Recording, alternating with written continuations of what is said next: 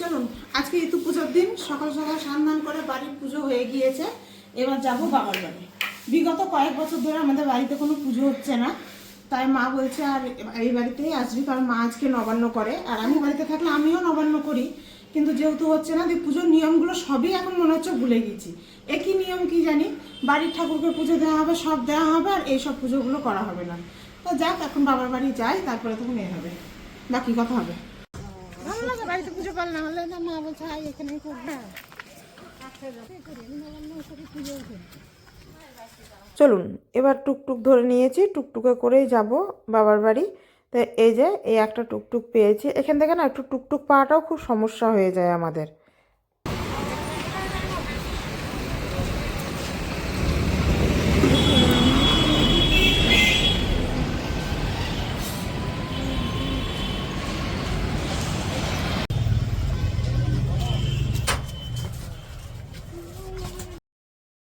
চলুন, এখানে বৌদি এই যে রান্না বসিয়েছে, আর ও এখানে অনেক রকম ভাজাও করছে, আর সকালের জন্য অল্প করে একটু ঘুগনিও বসিয়েছে।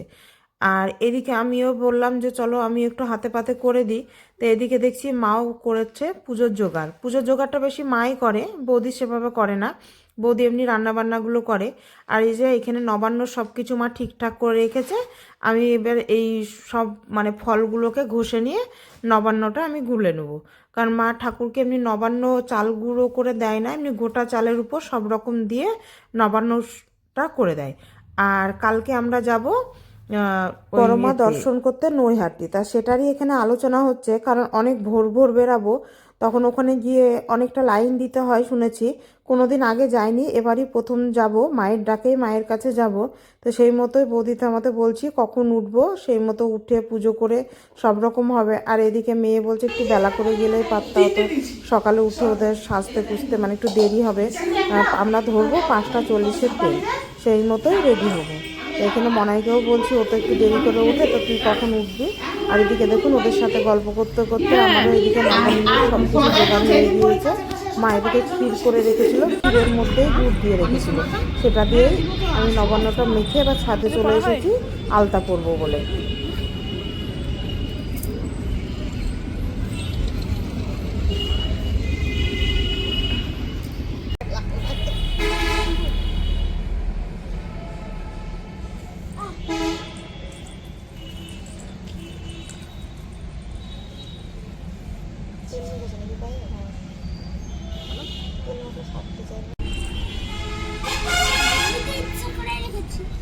ও তো ইচ্ছা করেই রেখেছে।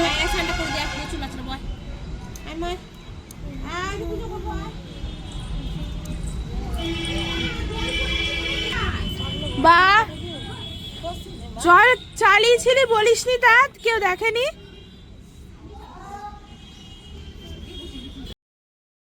এখানে সবারই আলতা পরা হয়ে গিয়েছে।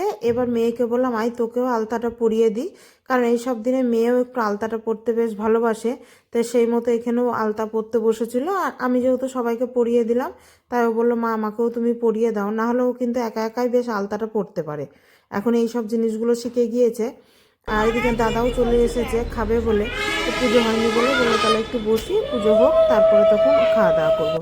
এখানে বৌদি মনাইকে স্নান করাতে গিয়েছে, বৌদি স্নান করাতে করাতে মায়ের এখানে পুজোরও সব জোগাড় হয়ে গিয়েছে। এবার সবাই মিলে বসবে পুজো করতে।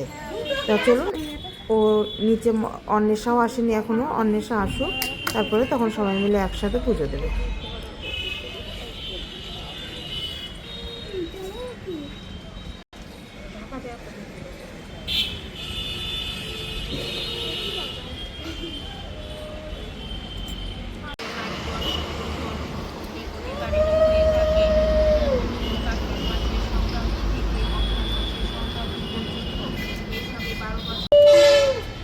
এখানে পুজো হয়ে গিয়েছে, সবাই প্রণাম করে এবার নিচে যাব, নিচে গিয়ে সবাইকে খেতে দিয়ে দেবো, প্রসাদ দেবো। আর ওদিকে বৌদি ঘুগনি করেছে, সেটাও দেবো। এই যে এখানে সব প্রসাদগুলো বাড়ছিলাম আমি, আর নবান্ন হয়েছে, সেই নবান্নটাও সবাইকে দিচ্ছিলাম। সবাই এবার খাওয়া দাওয়া করে নিই, তারপরে তখন বাকি দুপুরের রান্নাটা করা হবে। কারণ আজকের দিনে রান্নাটাও হয় একটু বেশি করে, অনেক রকম, যেমন মানে নবান্ন উৎসবে রান্না হয়, আমাদের ঋতু পুজোর দিনও সেই মতোই রান্নাবান্না করে। তো এখানে বৌদি আবার মিষ্টি নিয়ে এসেছে, কিন্তু কেউ বলছে আর মিষ্টি নেবে না, সব একটা করে নিয়েছে। কারণ এই নবান্ন খাওয়ার পর প্রসাদের সন্দেশ রসগোল্লা খেয়ে এত মিষ্টি মিষ্টি হয়ে যায়, আর কেউ সেভাবে মিষ্টি খেতে চাইছে না।